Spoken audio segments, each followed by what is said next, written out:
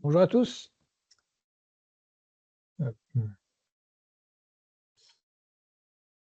Bonjour à tous. Ce que je vous propose, c'est qu'on attende encore quelques minutes, peut-être pas le quart d'heure académique, mais quelques minutes pour voir si il y a les retardataires qui arrivent et qui ne ratent rien de ce webinaire.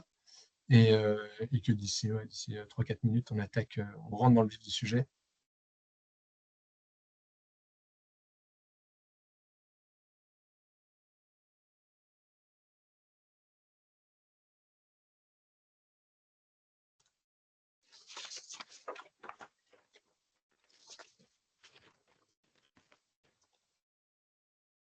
Est-ce que vous pouvez confirmer que vous nous entendez bien?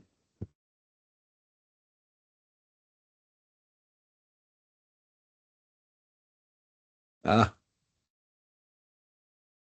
merci, Jean-Louis.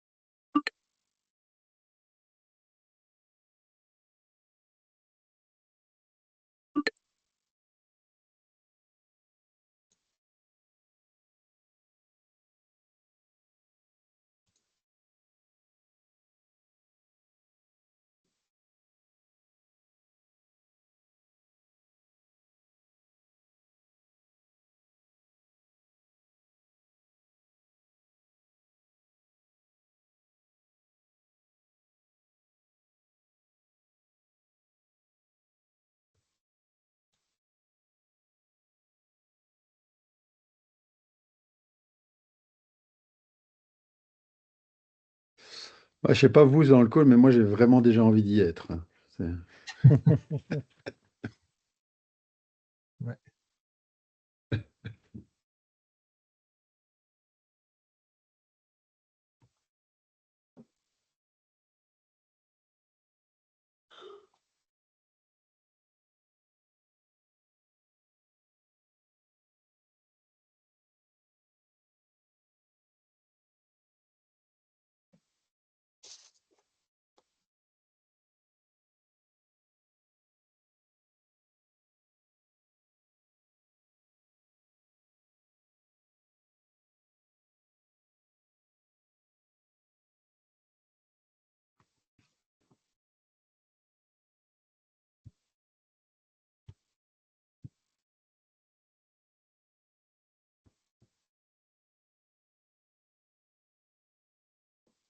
Ok. Bon, je vous propose qu'on lance alors ce webinaire. De toute façon, il y aura encore 5 minutes de présentation un peu où les autres pourront encore nous rejoindre sans spécialement avoir raté le plus important. Et en plus, ce webinaire est enregistré. Donc, si jamais on pourra vous le renvoyer l'enregistrement, on va essayer de faire ça, de mettre ça sur YouTube pour pouvoir l'envoyer le facilement. Donc voilà. En tout cas, bienvenue à tous. Merci d'être là si nombreux ce soir. C'est vrai que c'est sympa de vous avoir. C'était c'était vraiment une volonté de notre part de pouvoir réunir comme ça plusieurs marins afin de pouvoir échanger nos expériences, échanger nos différentes croisières qu'on a pu avoir, etc., différents euh, tips. Et, euh, et on avait déjà fait un événement en été, à la fin de l'été, au Yacht Club de Genneval. Euh, En automne, où on était présent au festival Into the Blue, où il y avait une masterclass organisée justement sur comment bien prévoir une croisière. Et on a vu avec ça qu'il y avait eu un bon engouement. pour ce genre de format. Là, en l'occurrence, c'était une masterclass en présentiel à Wolubilis. Et voilà, là, on s'était dit que pour l'hiver, on allait faire cette formule de webinaire où, voilà, on peut, c'est la période où la plupart des gens commencent à préparer leur croisière, à essayer de se poser les questions où aller, où, enfin, quelles sont les bonnes régions cette année pour aller. Et donc voilà. Euh, on est très content en tout cas de vous avoir. On espère que ce sera une utilité concrète pour, euh, pour tout le monde. Grosso modo, comment va se préparer comment va se présenter ce webinaire? Euh, on a prévu une présentation de 30-40 minutes avec le sujet, vous l'aurez compris, c'est la Grèce. La Grèce et toutes ces régions. Euh, et ensuite, on fera une partie un peu plus spécifique sur bien comment bien prévoir une croisière à la voile. Euh, et ensuite, il y aura on gardera encore quelques minutes de questions-réponses. Mais n'hésitez pas déjà à poser vos questions dès qu'elles viennent dans le chat. Donc tout le monde a son micro coupé évidemment, mais n'hésitez pas à nous les noter. On en prendra note et on y répondra au fur et à mesure. C'est plus simple. Ça évitera de devoir revenir en arrière sur la présentation, etc. Donc n'hésitez pas, dès que vous avez une question, vous l'écrivez dans le chat et on y répondra. Et donc voilà, maintenant je vais laisser la parole à les deux experts, Olivier Guisset et Tom Verrat, et je vais les laisser Bonjour. se présenter. Donc voilà, je ne sais pas qui vous connaissez, Olivier par exemple. J'ai commencé, bonjour à tous, donc merci d'être présents si nombreux, c'est sympa. Donc moi j'ai fait de la voile depuis très longtemps, depuis les études. J'ai fait une carrière comme skipper professionnel pendant une dizaine d'années en Méditerranée, aux Antilles. Puis j'ai eu aussi la chance d'aller naviguer dans le Pacifique. Donc la Grèce, évidemment, ça reste une destination classique qui fait tout le temps rêvé. Quand on parle des îles grecques, c'est vraiment une destination typique pour des vacances à la voile. C'est pas une destination facile, c'est pour ça que ça vaut la peine d'en discuter. Il y a des pièges, il y a du vent, évidemment, il y a des régions plus simples, hein, donc c'est bien le thème est intéressant parce que voilà, c'est pas la région la plus facile, mais c'est une région qui est vraiment super jolie. Voilà, Tom, ton micro est éteint. Bonsoir, bienvenue. Tom Verhart. Moi, je navigue depuis 30 ans et en fait, la Grèce, ça a été ma première croisière et ma rencontre avec la voile. Donc, je me suis retrouvé sur un Gypsy 372 à 10 étudiants et ça m'a tout de suite pris aux tripes et ça a constitué les premiers apprentissages. Donc voilà, et un 372 à 10, oui, on était étudiants. Mais je ne vous le conseille pas, mais voilà. À bientôt, à tout de suite. Génial. Et bien alors je vais partager mon écran et vous faire part de la présentation qu'on a préparée.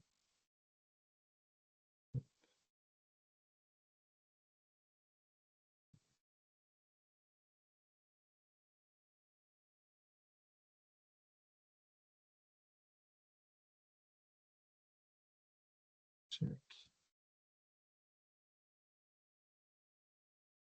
Voilà. Est-ce que ça fonctionne bien? Est-ce que vous voyez l'écran? Ouais, il n'est pas encore en plein écran, mais on le voit. C'est-à-dire, il n'est pas encore en plein écran.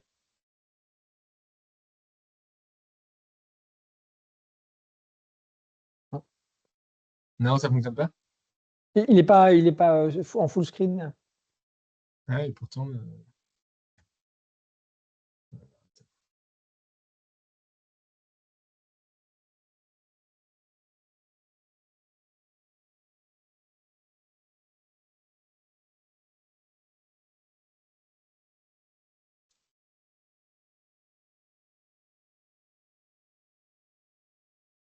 Voilà.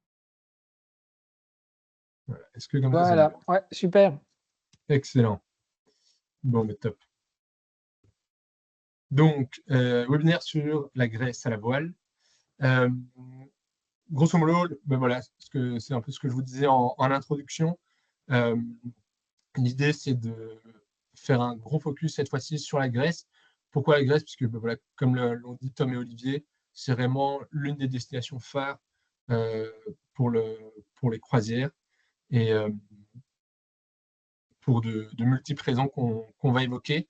Dans un premier temps, ben voilà, on va un peu vous présenter la Grèce dans son ensemble. Et puis, on va faire un focus sur certaines régions, 4 en particulier, euh, la Méridionnienne, les Cyclades, le Dodécanèse et le Golfe Saronique. Puis on se concentrera sur les particularités de la Grèce, notamment sa météo, ses saisons, les vents, où est-ce qu'il faut aller, quand il faut aller. Le quatrième point sera très généraliste en fait sur les bons plans et les pièges à éviter, mais ça, ce sera vraiment pour tout type de croisière, que vous partiez en Méditerranée, aux Antilles ou dans le Pacifique. Et enfin, il y aura cette partie de questions-réponses. Mais de nouveau, n'hésitez pas à poser vos questions dès qu'elles viennent. Et avant de passer à la slide suivante, on regardera s'il y a des questions et on prendra le temps d'y répondre. Voilà. Donc, le premier point, voilà la Grèce, une carte de la Grèce. On a repris ici, en gros, vous voyez les 7 grandes zones de navigation de la Grèce. Donc, la mer Ionienne, les Thessaloniques, les Sporades, le Golfe Saronique, le Dodécanèse, les Cyclades et la Crète. Nous, on va s'intéresser, donc, vous avez vu, aux îles Ioniennes, au Golfe Saronique, aux Cyclades, au Dodécanèse. Mais j'en profite pour dire vite un petit mot sur les autres régions, parce que je pense que c'est quand même intéressant. Et alors avant ça, également, il faut savoir que la Grèce, c'est quand même c'est le paradis de la voile. Euh, il y a quelques petits chiffres qui sont intéressants, je trouve. L'économie du charter en Grèce, ça correspond quand même à 2% du PIB de la Grèce. Donc c'est vraiment important et c'est pas pour rien, c'est parce que vraiment le pays est fait pour ça, avec toutes ces îles, avec ces différents types de météo, avec ces différents types de paysages qu'on peut rencontrer. Et, et, euh, et voilà, c'est un pays qui est assez facile. On peut grosso modo naviguer 8 mois par an, tout en restant dans des conditions très confortables. Euh, et, euh, et le système grec est assez sympa. Il y a plus ou moins 1000 PME euh, grecs qui, euh, qui vivent du charter. C'est à chaque fois, la plupart du temps, c'est des petites entreprises familiales fondées par, là maintenant, on est souvent à la 3e génération.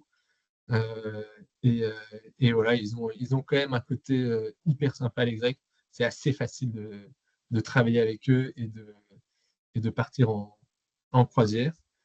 Euh, donc, il y a 2 régions dont je voudrais rapidement parler avant d'évoquer les 4 principales. C'est le Thessalonique et la Crète. Sachez qu'il y a quand même moyen d'aller dans ces régions. C'est pas facile. C'est pas facile pour la première raison, c'est les avions. C'est pas les trajets les plus faciles et les plus rapides. Euh, et surtout le manque de bateaux en général. C'est pas les endroits où il y a le plus de marinas. Et donc, mais effectivement, si vous cherchez des bateaux assez spécifiques, c'est pas toujours facile. Donc, disons que le bateau classique de croisière, ça va être un bateau entre 40 et 45 pieds, grand voile en rouleur, etc. Dès que vous voulez quelque chose de plus précis, de plus spécifique, dans ces endroits-là, ça va être plus compliqué. Et la Crète, ben voilà, je crois que c'est un rêve de pas mal de pouvoir faire un départ d'Athènes, descendre vers les Cyclades et puis prendre le Meltem ensuite vers la Crète. Malheureusement, c'est assez compliqué. C'est très compliqué à organiser. Mais voilà. Concernant les autres régions, Tom et Olivier, je ne sais pas si vous avez un mot à dire avant qu'on regarde spécifiquement chaque région. Non, je pense qu'on va pas se concentrer sur les sporades non plus, mais c'est une magnifique région. Vous avez déjà sur la côte, bah, on peut partir du port de Volos ou directement de Skiathos en plein milieu des sporades. Et sur la côte, il y a des magnifiques villages type Pélion. Il faut savoir que dans la petite botte à gauche des sporades que vous voyez sur le slide, il y a des stations de ski. Donc on a vraiment des différentiels de montagne et de la neige jusqu'il y a 3 semaines dans ce coin-là. Donc, c'est une très très belle région, un peu moins touristique. C'est aussi l'avantage de la région de Thessaloniki et des Sporades, avec des aéroports là aussi sur Volos, qui est la baie que vous voyez juste à droite du E de la carte. Et donc ça vaut aussi la peine. On peut faire un séminaire de 3 heures sur ces régions, mais voilà. Donc, n'hésitez pas à nous poser des questions si vous êtes intéressé par des croisières qui sortent un peu des sentiers battus. Léandre est là pour vous tous les jours. Mais voilà, aujourd'hui, on va se concentrer plutôt sur les 4 autres. Je ne sais pas si Olivier avait quelque chose à rajouter. Non, non, même chose, comme a dit Léandre, hein, ce sont des régions très différentes, avec des conditions de vent différentes, et ils ont toutes leurs leur intérêt. Ouais.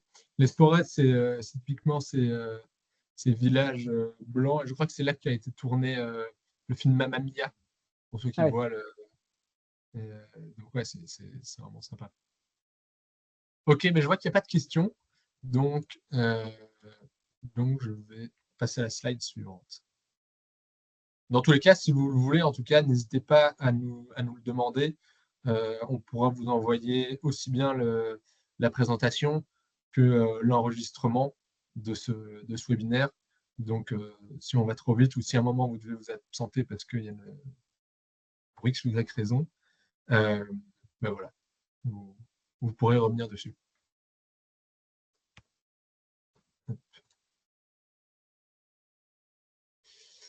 Voilà. Cette slide, je pense qu'on va passer assez rapidement dessus, mais c'était pour vous mettre en tête les principales marinas des régions que nous allons parler. Donc, on a vite évoqué Volos, qui est vraiment l'une des principales marinas de départ pour les sporades. Souvent, en fait, ce à quoi il faut penser quand on organise sa croisière, c'est comment est-ce qu'on va y aller. Et donc, il y a toujours la question de l'avion qui se pose.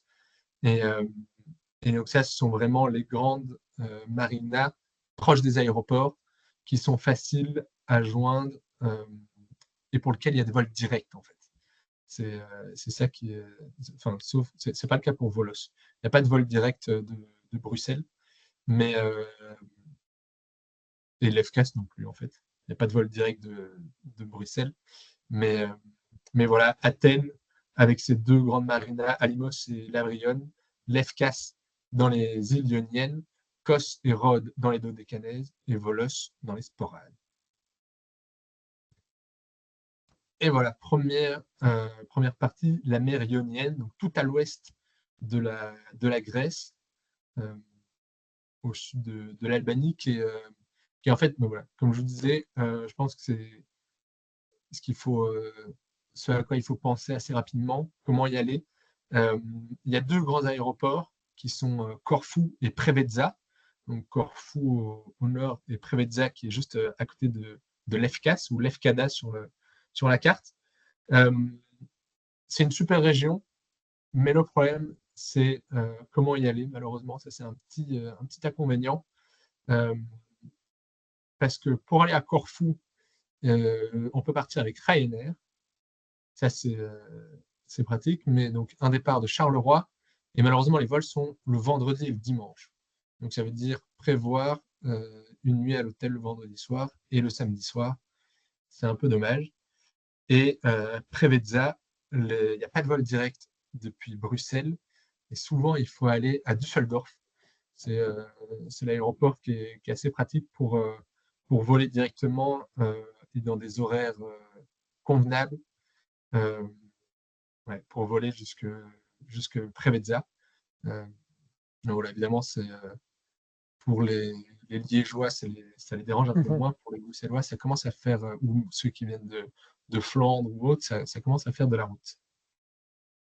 Après, Euh, arriver le vendredi et passer nuit à l'hôtel, c'est parfois bien utile pour être sur place relativement tôt le samedi, faire le check-in quand c'est disponible ou faire les courses quand on a l'occasion de le faire. Donc, c'est parfois très intéressant. mhm. Non, effectivement. Je ne sais pas si vous voulez, Tom et Olivier, partager un Et peu quelques infos sur cette région. je pense qu'on va en parler tout à l'heure, mais le premier choix à faire quand on part en Grèce, c'est de définir à quelle période on part. Et on discutera tout à l'heure des vents et des risques. Mais effectivement, il y a un élément en Grèce qui peut être embêtant qui s'appelle le meltem.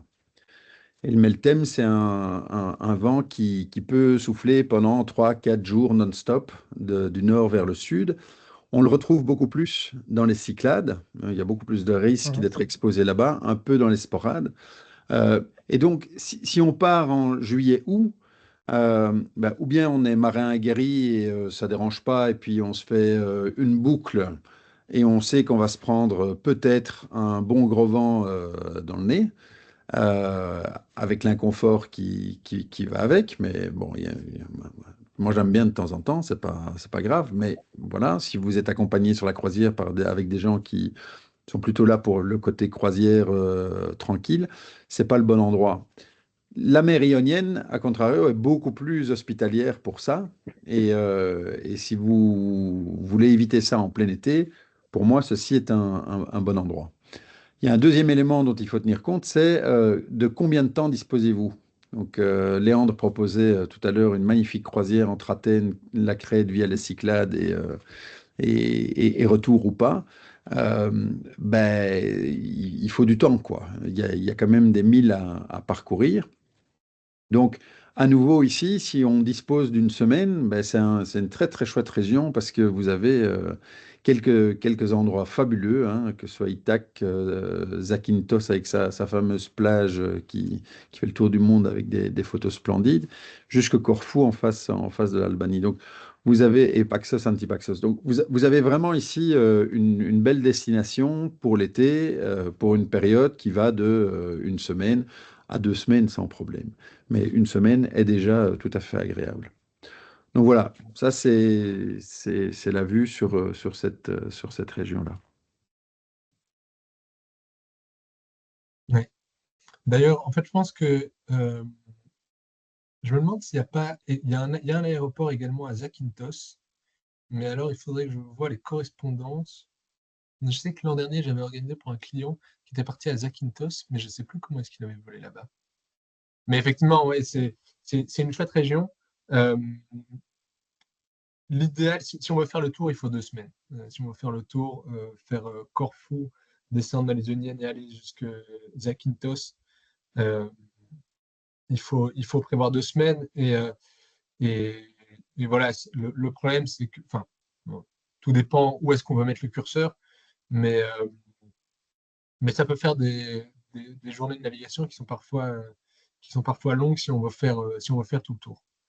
Mais, mais ouais, il y a des sites assez sympas à aller voir, euh, notamment je dirais sur le continent plutôt que dans les îles. Et alors, il y a il y a quelque chose qui se fait en début de saison qui est vraiment sympa. Il faut savoir que la plupart des entreprises grecques, elles ont euh, leur, leur base autour d'Athènes. Et, euh, et chaque année, ce qu'elles font, c'est qu'en fin de saison, au mois de novembre, elles ramènent leurs bateaux autour d'Athènes où elles ont leur chantier. Tous leurs bateaux, voilà, ils les hivernent, ils les mettent en cale sèche et ils les réparent pour être prêts pour la saison d'après. Et là, c'est ce qui se passe pour les, les compagnies qui ont les loueurs qui ont des bateaux à Lefkas ou à Preveza.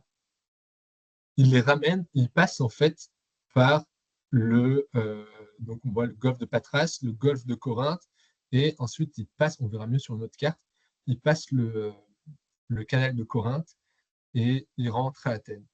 Mais ce qui est sympa, c'est de le faire, donc soit en novembre, ils sont intéressés pour que vous rameniez les bateaux vers Athènes, ou soit alors au mois d'avril, vous le faites à l'inverse, vous faites Athènes vers, vers, vers la mer Ionienne. Et ça, ce passage au milieu du canal de Corinthe est quand même assez impressionnant. Vous devez vous imaginer au milieu d'un passage assez étroit qui fait, je ne sais pas très bien combien de milles, il doit faire une trentaine de milles ou une quarantaine de milles. Ça se fait au moteur, évidemment, mais c'est au milieu de ces parois rocheuses. Ils ont vraiment créé ce truc. Donc ça, c'est assez sympa. Et puis ensuite, vous vous retrouvez dans les Ioniennes. Donc voilà, ça fait partie des croisières un peu atypiques qui se font en début et en fin de saison. Mais moi, je trouve ça toujours sympa d'en parler. Et l'an dernier, on a un client qui l'a fait et qu'on est revenu ravi. Voilà. Je ne sais pas si vous avez d'autres questions ou d'autres points, Tom et Olivier, à dire sur cet endroit. Pas spécialement, vous avez tout dit. Ouais. Bah, je vois qu'il n'y a toujours pas de questions, donc on continue. Nouvelle région, les Cyclades. Là, vous aurez vu la différence. Je commence toujours par les avions. Je les ai mis en rouge. Pourquoi? Parce que il n'y a pas de vol direct de nouveau depuis Bruxelles. Il faut forcément faire un Bruxelles-Athènes, Athènes-Mykonos, Athènes-Naxos ou Athènes-Paros. C'est un peu les trois gros aéroports de la région. Et alors ça, c'est vraiment la région des voileuses de Grèce. Et Tom et Olivier, si vous voulez épiloguer sur cette région, partager vos expériences. Bah, Ouais. c'est évidemment une région mythique. Bah, comme je le disais, le vent part du nord de ce qui est mentionné Attica, là, et qui descend vers Santorin, plus ou moins dans cette direction-là.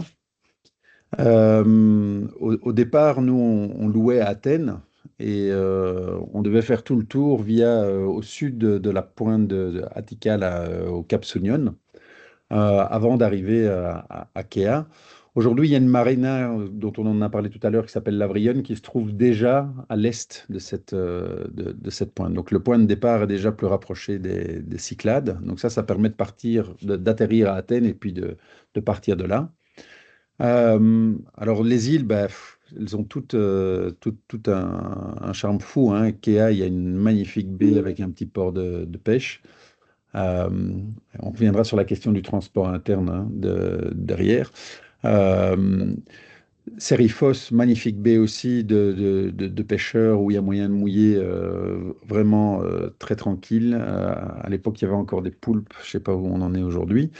Sifnos, là en plein milieu, c'est probablement l'île culinaire par excellence de toutes les îles grecques.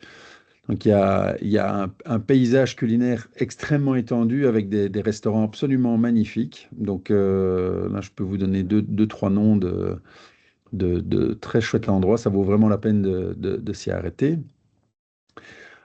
Folegandros, qui est magnifique. On a été bloqué là pendant 3 jours à cause du Meltem. Donc ça peut arriver, et donc on peut la visiter de l'intérieur. Ios, c'est un peu le Ibiza Ios, oui, Seriphos aussi, hein, les restos, très très bien aussi, hein.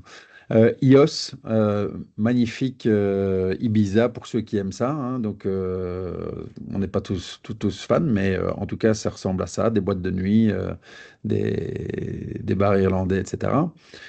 Santorin, la première fois où je l'ai fait, alors c'est bien, aujourd'hui Santorin, il y a de l'activité sismique assez significative, donc ça risque de bouger, d'être rigolo dans les mois qui viennent.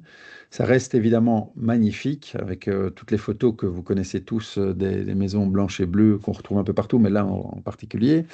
La première fois que j'y suis allé, on mouillait dans une marina au pied de la falaise et on montait avec des ânes. Entre-temps, ils ont mis une vraie marina dans le sud de l'île qui permet d'être beaucoup plus confortable et d'aller visiter à partir de cet endroit-là. À Morgos, pour ceux qui peuvent aimer, qui ont aimé ou qui ont regardé le Grand Bleu, en tout cas quand moi j'étais jeune, j'étais red dingue du film. Ben, les scènes du début avec le monastère et puis le port où le jeune Jean-Marc Barr nage, plonge avec son père qui va chercher les éponges ont été tournées à Morgos. C'est une île absolument splendide où on peut voir le monastère du bord. Voilà. Moi, je vous parle, alors Paros, même chose là aussi, des magnifiques Anassois dans le nord, là, des magnifiques restaurants dans la baie avec la petite église quand on arrive. Euh, En gros, je peux continuer, je vous mentionne celles que j'ai visitées. euh, euh, et puis, ben, il y en a encore plein d'autres. Donc voilà, je vais laisser la place à Olivier. Et, Ouais. Donc, ok, rien à ajouter. On peut parler pendant des heures de chacune des îles. Juste un commentaire. Santorin, il y a un monde de fous, évidemment. Autant en mer et encore plus à terre, évidemment. Et de manière générale, évidemment, le risque de cette région, c'est le Meltem. Donc, descendre dans le sud, c'est toujours un risque qu'il faut remonter dans le nord ensuite pour aller redéposer le bateau. Euh, et donc, la question n'est pas de savoir est-ce qu'il faut aller aux Cyclades ou pas. Là. Il faut aller aux Cyclades. C'est juste quand. Donc, il faut éviter les périodes de juillet, surtout, parce que d'une part, comme et août pour le monde. Donc, le juillet pour le vent et le mois d'août pour le monde. Euh, Si c'est possible, éviter ces périodes-là. Mais de toute évidence, c'est vraiment la région idéale pour la voile. Les distances sont des distances raisonnables de quelques heures entre les îles. On peut faire des navigations plus longues, des navigations plus courtes, en fonction de la météo, en fonction des avis de l'équipage. Donc, c'est la région parfaite. Ouais. il y avait Euh, il y avait une question sur les transports internes. c'est ça, ouais. Super question. Alors, les trains, je dois dire que ça, je ne m'y connais pas spécialement. Euh, mais ensuite, pour les ferries, c'est vrai qu'il y a énormément de ferries qui relient toutes les îles. Oui, oui, oui. Euh, Ouais. et il y en a vraiment beaucoup. Donc ça, c'est assez facile. On peut réserver les billets vraiment à l'avance. Et, euh, et il y a, ouais, il y a vraiment un bon réseau pour ça Ouais. qui est assez chouette. Et c'est vrai pour les différentes régions, hein. C'est pas que les Cyclades, c'est aussi toutes les autres. Donc ça, c'est pas mal. Surtout si voilà, vous voulez faire une semaine de bateau, que vous savez que vous êtes bloqué, parce que la plupart du temps, on est obligé de faire une boucle et revenir à notre point de départ. Pouf, à la fin de votre croisière, vous pouvez reprendre un ferry et repartir si vous voulez faire une deuxième semaine sur Paros, par exemple. Quoi. Euh, je vois qu'il y a une petite erreur dans le slide. C'est entièrement de ma faute, je suis désolé. Les meilleurs mouillages. Alors, en général, j'avais essayé de vous mettre les Mhm. meilleurs mouillages pour chaque région. Bah là, en fait, je pense que mon travail s'est mal enregistré. Et c'est de nouveau les meilleurs mouillages des îles Ioniennes. Donc, je remettrai ça à jour et je vous les enverrai. Euh, Il voilà, y, a- je suis désolé. il y avait deux commentaires. Il y en a un qui est sur la marina à Santorin, c'est tout à fait juste. Elle est totalement sous-dimensionnée par rapport Ouais. aux besoins. Et donc, c'est ce qu'Olivier disait par rapport au Ouais, monde. ouais, tout à fait. Et effectivement, si on n'arrive pas ou bien super tôt, bah, de toute façon, on n'a pas de place. Donc, ça, c'est vraiment un risque juillet, août et même au-delà. Voilà. Et la deuxième question, et alors l'autre mouillage, il est vraiment, c'est plus un mouillage à ferry et honnêtement, il est déconseillé au pied de Tira. Euh, Impossible. On l'a fait, mais c'est impossible. Euh, la deuxième question, c'était est-ce qu'il y a un risque de meltem en septembre? Alors oui, Oui. Ouais. il y a du meltem en septembre, régulièrement d'ailleurs. Euh, mais le risque est moins élevé qu'en juillet et moins qu'en août. Voilà. Ça peut Alors, arriver. et alors, il y a une dernière question sur les transports entre les îles. Alors, effectivement, il y a un réseau de ferries qui est quand même assez performant dans les Cyclades, c'est-à-dire que ça part d'Athènes et puis ça va d'île en île. avec un arrêt de 10 minutes ou de 5 minutes par île, et des manœuvres de ferry qui sont assez impressionnantes. Donc il y a moyen de partir de Athènes et puis de rejoindre les îles. Après, c'est un peu sport, mais c'est faisable.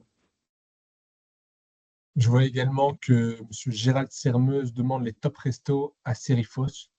Donc, Tom, on vous les enverra par Ouais, mail. mais je pensais qu'il avait dit il y avait des top restos à Sérifos et qu'il, lui, a Je des pense adresses pour nous. qu'il n'aime pas les connaître. Ça va, je m'en occupe. Ouais. Et alors, ouais, je vois. Oui, ben voilà, la liste des mouillages ne correspond pas au Cyclades, c'est ce que je disais. J'ai fait une petite erreur le- dans l'enregistrement et donc je vous renverrai la présentation avec les mouillages qui correspondent bien. Euh, et enfin, je vois Piero Mancardi qui dit après j'ai pris 45 nœuds à la pointe de Sugno en ramenant le bateau à l'Avril le 28 mai. Ouais, ça c'est sûr que c'est le problème des îles. Ça crée toujours des effets Venturi, les pointes d'île. Il y a souvent des accélérations et, euh, et donc il faut vraiment se méfier, euh, peu importe la période en fait, hein, bien sûr. Et, euh, et je voulais dire aussi que ouais, justement, bah, vous le savez, si vous louez un bateau sans skipper, en général, dans la plupart des autres régions, les loueurs vont juste vous demander votre licence de voile, donc l'ICC ou le permis côtier ou peu importe ce que vous avez. Dans les Cyclades, ils vont souvent vous demander un CV nautique en plus, donc, Oui. c'est-à-dire lister toutes les différentes expériences que vous avez eues. Et, euh, et, euh, et ils regardent, ils font attention à ça. Et donc, si vous n'avez jamais été skipper d'un 45 pieds, si vous avez toujours navigué sur un 35-40 et quand d'un coup vous voulez louer un 45 pieds euh, au départ de Paros, ça risque de ne pas passer. Ou il faudra vraiment faire attention. Ils sont de plus en plus intransigeants là-dessus. Et donc voilà. Et il y a beaucoup de bateaux, par exemple les catamarans. euh, Ça, je crois que c'est quasiment impossible de louer un catamaran maintenant dans les Cyclades au mois de juillet-août, parce que le risque est trop important de dessaler complètement. Et, et voilà. Euh, euh, ouais. Non. Mais s'il n'y a pas d'autres questions, on enchaîne.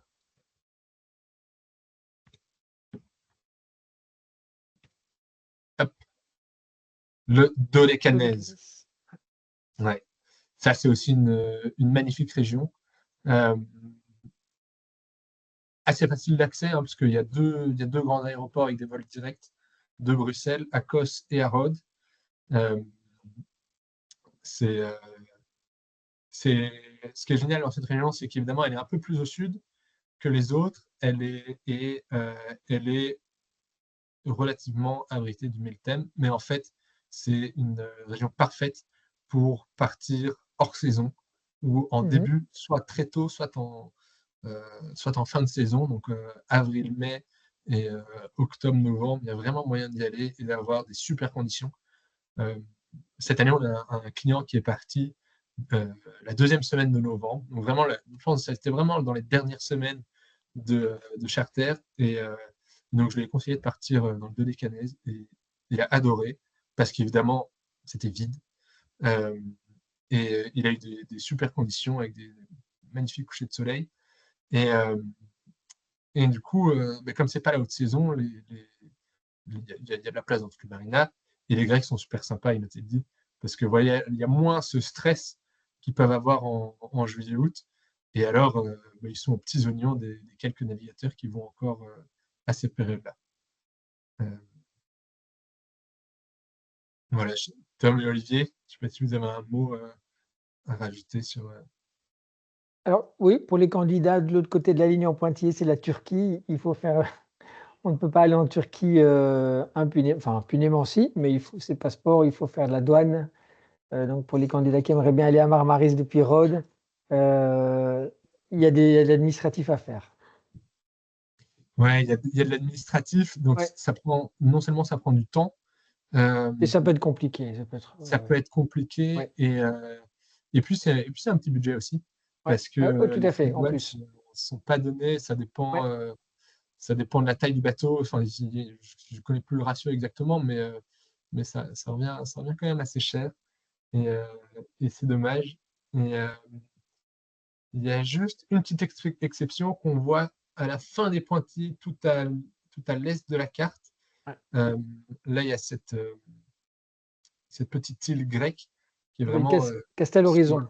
exactement, Ouais. Castello Horizon, bon, du coup, elle est assez isolée, mais elle vaut la peine d'y aller.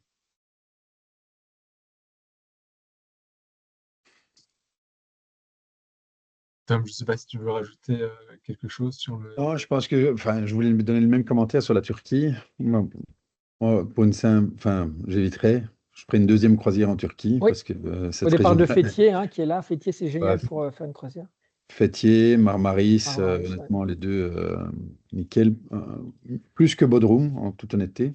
Donc ça, on peut en refaire un autre séminaire sur la Turquie avec des Turcs super sympas. Euh, ouais, non, ici, ce qu'on a parfois et que moi je trouve sympa, c'est le thermique dans cette région-là.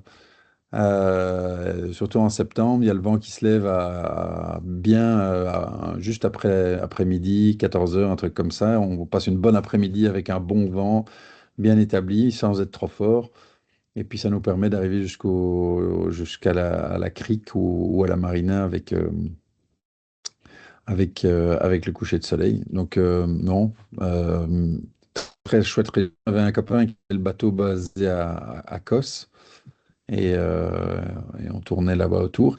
Il y a une très belle île au nord qui s'appelle Icaria, qui est un peu plus difficile Oui. d'accès en voilier, mais parce que je trouve on n'en parle pas assez, mais on doit pas, les gens n'ont pas toujours envie de rester sur le bateau.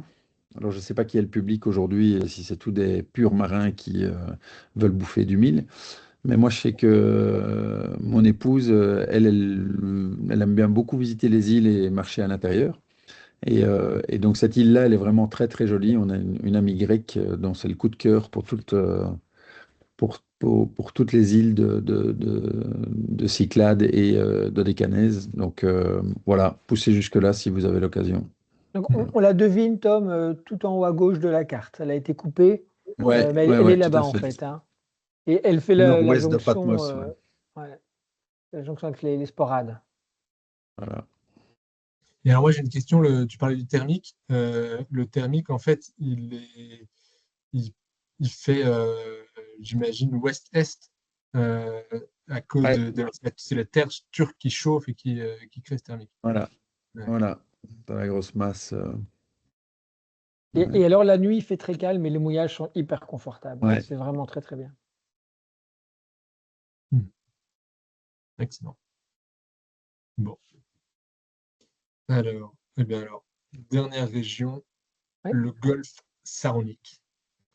Euh, bah, ça, c'est vraiment la destination facile euh, en Grèce. Quand je dis facile, facile d'accès, il y a cet aéroport qui n'est pas, enfin, qui est en fait, je l'ai mis à l'endroit de l'avion, il n'est pas exactement à côté d'Athènes. Et, euh, et donc, bah, ce qui est super facile, c'est qu'en fait, il est à équidistance entre Alimos, la marina de Athènes, donc, vous voyez le gros carré rouge de Athènes qui est juste entre, grosso modo, entre Piraeus et Athènes, et puis Lavrio qu'on voit au sud-est de la péninsule. Euh, euh, donc voilà, c'est grosso modo 45 minutes de, de voiture ouais, pour y aller. Euh, c'est une région qui a ce côté super sympa d'avoir ce golfe qui est protégé c'est et, protégé, oui. qui est magnifique.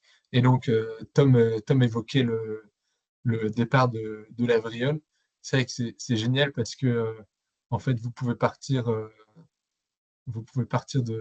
votre bateau à l'Avrion et vous vous dites, bah, soit je fais l'option Cyclades, soit je fais soit je vais dans le Golfe et je descends vers Poros, Hydra, etc.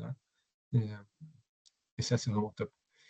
Et juste avant de vous passer la parole, on voit là maintenant, on voit le canal de Corinthe qui sépare en fait la Grèce du Péloponnèse et qu'on peut emprunter pour remonter et relier la mer Ionienne.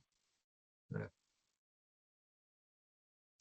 Ouais. Et de nouveau, comme disait Tom, ça c'est aussi une région où si vous voulez mêler voile et culturel, c'est Oui, idéal. C'est idéal si vous êtes. Les distances sont assez courtes, ce qui permet de naviguer le matin et, euh, et arriver l'après-midi faire les promenades que vous voulez faire, les visites, etc. C'est souvent conseillé quand même d'arriver tôt dans cette région, d'arriver tôt dans les marinas parce que il y a certains endroits où ça reste des tout petits ports, des vieilles marinas où les places sont chères.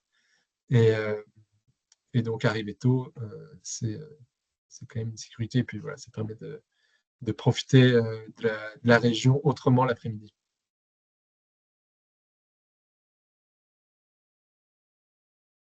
Je vous laisse la parole, Tom et Olivier, si vous avez. ah, ben, moi je vois cette région vraiment comme une région, un backup, hein, comme tu as dit, en cas de mauvais temps. Voilà, là on est dans une zone de navigation qui est protégée avec des distances plus courtes, ou bien pour les personnes qui veulent faire une première croisière en tant que skipper, sans skipper professionnel, c'est l'idéal. Euh, alors c'est moins exotique, hein, évidemment, que les Cyclades, mais ça reste une région sûre, avec des distances peut-être plus jouable pour une première croisière. Et donc, il ne faut certainement pas la négliger. Mhm. Ouais, on disait tout à l'heure 1 semaine, 2 semaines. Quand on a une semaine, ici, on a une très très bonne Bah, solution, ouais, évidemment. exactement, Et, exactement. Ouais. et tout de suite facile avec le mythique Hydra, euh, Mhm. mais qui est aussi très touristique. Donc, soyez prudents là-bas. Mais magnifique région face à Athènes. Enfin bref, une combinaison de séjours courts. Voilà. Mhm.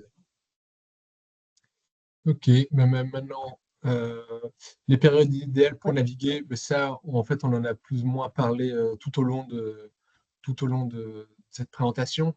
Juillet-août, évidemment, c'est sûr que c'est le plus facile. Il y a souvent, euh, enfin, il y a la contrainte, évidemment, de pouvoir partir en vacances en famille. Euh, mais il y a des régions pour lesquelles c'est plus facile. Enfin, c'est plus conseillé de partir si vous voulez partir en juillet-août. On disait hein, le golfe Saronique, le départ d'Athènes, il y a quand même pas mal de monde, les Ioniennes aussi. Euh, mais dès que vous allez dans des endroits où en fait les distances sont plus longues et où il y a plus d'îles, il y a plus de criques, et donc le monde est plus réparti, euh, ça n'y a rien à faire, c'est pas mal. Et évidemment, mais le thème, on avait dit, faire attention. Euh, je vous disais aussi, la Grèce, c'est quand même 8 mois par an que ça Oui. fonctionne. Il ne faut pas oublier le mois d'avril et le mois de novembre, même s'ils ne sont pas mis. Euh, ça reste sympa. Et alors là, vous aurez aussi des budgets à tout casser. Enfin, ça, c'est assez chouette. Voilà. Euh, mais ouais, pas hésiter à partir plutôt tard que, enfin, en fin de saison que en début de saison. Voilà, on a déjà bien parlé, en fait, voilà, mais ça, c'est un dernier point important, c'est comment bien préparer, en fait, surtout avoir un bon souvenir de ces vacances, eh bien, c'est prendre le temps de faire son check-in et son check-out, parce que c'est vraiment dommage on a passé une super semaine et en fait, on garde une, euh, une amertume parce qu'au moment de rendre le bateau, en fait, on se rend compte que ben voilà, il y a des petites, on se fait avoir, on pense se faire avoir. Et pour ça, être précis au moment de l'enregistrement est primordial. Il faut vraiment prendre le temps, prendre des photos du bateau dès que vous avez le moindre doute, garder des preuves, ce sera toujours plus utile euh, quand, en fin de Ouais. semaine ou même Ouais. après si vous devez contester ou avec l'assurance. toujours... Alors là, beaucoup de personnes, quand on parle de ça, pensent à compter correctement toutes les fourchettes, les couteaux et les verres. Les loueurs, souvent, si un verre est cassé, ça fait partie de la location. Mais par contre, c'est vraiment bien vérifier que les chandeliers ne sont pas pliés, qu'il n'y a pas de griffe sur la coque, qu'il n'y a pas de griffe sur la quille. Donc là, dans les points qui est mentionné, ça c'est très intéressant. Il y a très régulièrement des plongeurs qui vont arriver, qui vont aller vérifier les coques, les quilles au retour des bateaux. Il faut aller soit de voir soi-même, soit, bon, après, on ne peut pas aller dans tous les ports, on ne peut pas aller plonger, hein, mais ou bien demander si c'est disponible le compte-rendu de la plongée précédente. Donc, vous pouvez me garantir qu'il n'y a pas, il y a pas de griffe. Mais donc, c'est vraiment ce à quoi il faut faire attention, c'est les éléments structurels du bateau. Donc, les chandeliers qui sont pliés, hein, ou bien vérifier qu'ils sont tous droits, le balcon avant, le balcon arrière, qui n'ont pas été abîmés. C'est plutôt ce genre de choses-là qu'il faut vérifier au check-in plutôt que bon, ben, l'inventaire de la vaisselle. Alors, je ne vais pas insister là-dessus, mais c'est plutôt les choses techniques qu'il faut regarder. Mhm. Et on voit le rachat de franchise. Donc, pour ceux qui ne savent pas ce que c'est, donc on a une garantie à mettre bon, en carte bancaire d'habitude, qui peut s'élever à plusieurs milliers d'euros. Les loueurs, la plupart du temps, proposent un rachat de cette franchise, c'est-à-dire qu'on paye un montant fixe et qu'on paye, hein, ça c'est payé, mais en cas d'accident, la franchise est couverte. Bon, c'est souvent quand on est suffisamment nombreux sur un bateau, 6, 8, finalement, ça revient à quelques dizaines d'euros par personne. Moi, je le recommande systématiquement.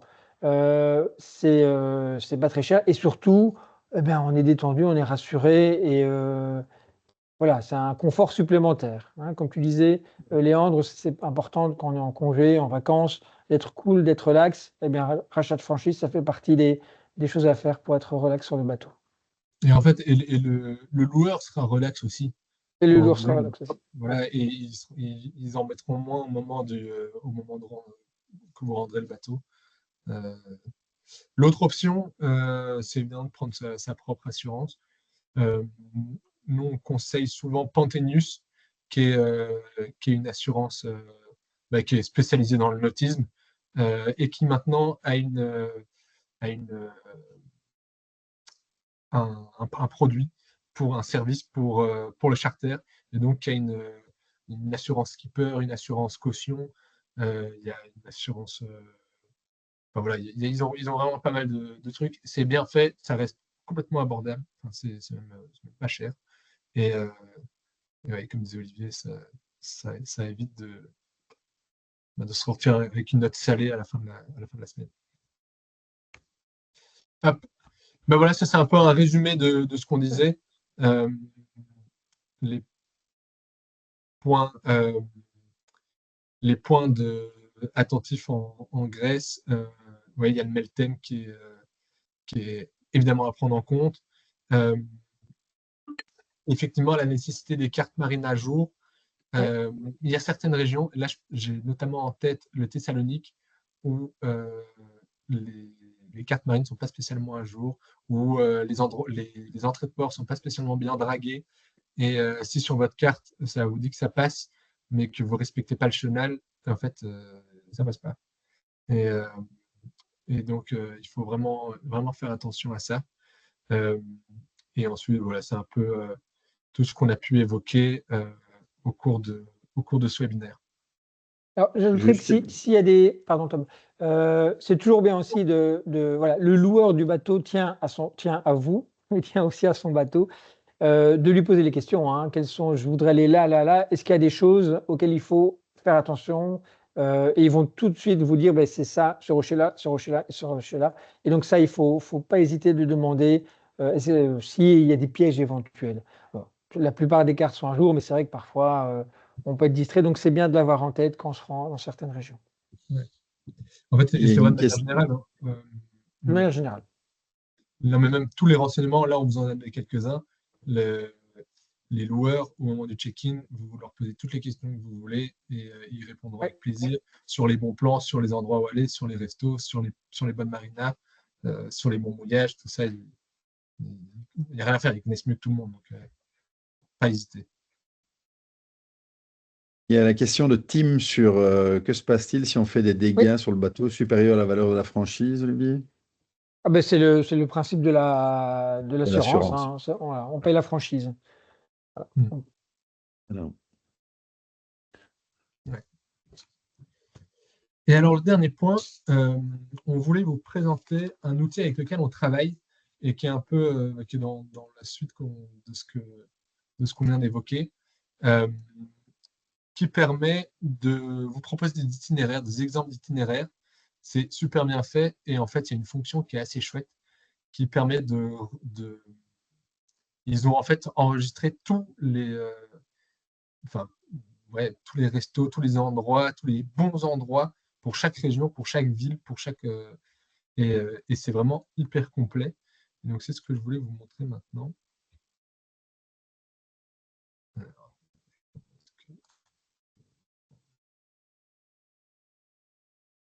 Hop, voilà. Donc ça fonctionne toujours là, ma présentation. on te voit, ouais. Oui, on te voit. Ouais. Donc voilà, ça c'est typiquement un itinéraire que j'ai fait de Lavrion à Lavrion pour un client qui veut partir au mois de juillet euh, cet été. Donc ça, on lui a proposé, en fait justement, je lui proposais les deux options, soit départ vers le golfe Saronique, soit départ vers les Cyclades. Ouais. Là, c'est effectivement un exemple d'itinéraire dans le golfe Saronique. Euh, et voilà, avec l'itinéraire qui va se dessiner. Et, euh, et avec, à chaque fois, pour toutes les destinations, il y a à chaque fois la distance en milles, évidemment, en route directe, et à chaque fois toute une présentation de votre destination, et avec différentes photos. Moi, je trouve ça super bien fait, et ça donne vraiment envie d'y aller. Donc ça, n'hésitez pas si vous avez des questions. On peut vous faire des itinéraires comme ça euh, pour, voilà, pour vous donner une idée. Et, euh, et ensuite, il y a un point, une fonction qui est assez chouette. Donc ça, c'est de nouveau l'itinéraire au moment de le faire. Et il y a, par exemple, si je regarde à Hydra, Point of Interest, ils reprennent, là j'ai mis les restaurants, il y a un peu tous les meilleurs restaurants qui sont proposés euh, donc ça c'est basé sur les, euh, les Google Reviews avec les notes de chaque truc. Et il y a aussi, il se base aussi sur le guide Michelin comment ça s'appelle Gomio. Non, non, pas le Routard, le Lonely Planet. Ok. Voilà, c'est un peu, donc ça reprend un peu tout ça, et donc ben voilà, vous avez ensuite accès directement au, euh, Et au pour avoir ça, restaurant. on te fait une demande alors par mail, hein. Exactement. Voilà, D'accord. une demande par mail, et alors on peut vous envoyer cet itinéraire. Donc voilà. Euh, et ben voilà, je pense qu'on a parcouru pas mal de points euh, durant on a fait 1 heure pile. Euh, Bravo. Je ne sais pas s'il y a encore d'autres questions sur tout ça. Si vous avez des questions qui viendront plus tard, n'hésitez pas à envoyer un petit mail. Vous avez notre adresse ici ou un numéro de téléphone, et on sera ravis de vous y répondre.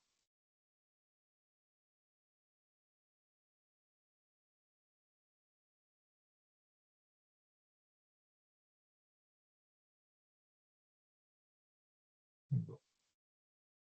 Ok, ben voilà, on a ton adresse, Léandre, pour te contacter, elle est là. Et, Ouais.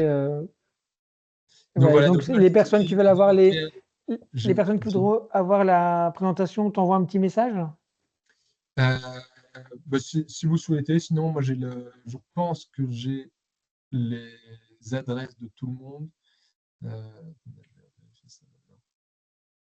mais sinon, ouais, je sais que je dois mettre à jour les, les mouillages des Cyclades, et, et alors je vous l'enverrai. Top. Merci à tous pour la Bien, merci à discussion et tous. n'hésitez pas. Merci pour les questions. Et bonne soirée à tous. Au revoir. Ouais. Au revoir.